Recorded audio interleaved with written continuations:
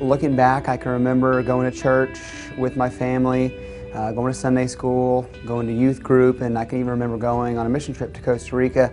But when I look back, I really don't think of any time that I had a real intimate relationship with Jesus and with God. I remember as a kid, I was in and out of church, different churches with family members. And I remember not really,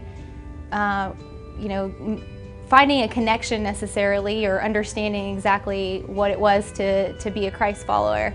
Needless to say, when I got into my teens in college, it was easy for me to kind of stray and start following the wrong crowd, and I became the wrong crowd, more or less.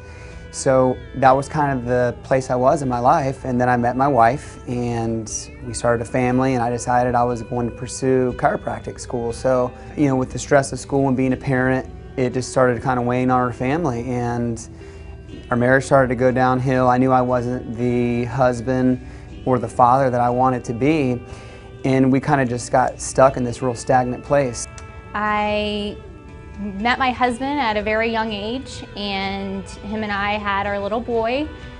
We struggled as a family. We were, constantly struggling with finances, struggling with raising him, and our marriage was hurting for a little while, and we were trying to seek answers in all the wrong places. So got done with school, moved here to Jacksonville, and I think that it was probably both my wife and my thought that once school was over, things would be less stressful, and we quickly realized that the stress really never goes away. It just kind of transfers from one thing to another. And it wasn't until a good friend of ours invited us to beach when my wife and I both said great, and I think we came in right in the beginning of either a series or two into the beginning of the Songs of Solomon series that Joby was preaching, and it just blew us away. Around that same time, my son Asher had been asking, lots of questions. We had raised him, with Bible stories and things like that, but he started to really have an interest in wanting to learn more, and it was perfect timing because we got invited to beach.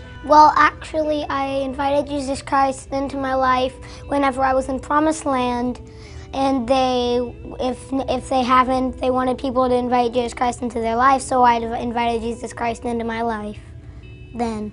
And so from that point forward, we realized that God doesn't make any mistakes, that my wife and I were meant to be together, we were put together, and our son was given to us by God, and so it just completely redefined our individual relationships, my relationship, and it's just my opportunity to say thank you to Dale Applegate, my really good family friend, and Pastor Joby, Pastor Jerry, really the whole congregation for encouraging that personal relationship with Jesus Christ. That now, that's really what defines myself and what defines our family now. So it's my public declaration that from here on out I want to live my life for Christ.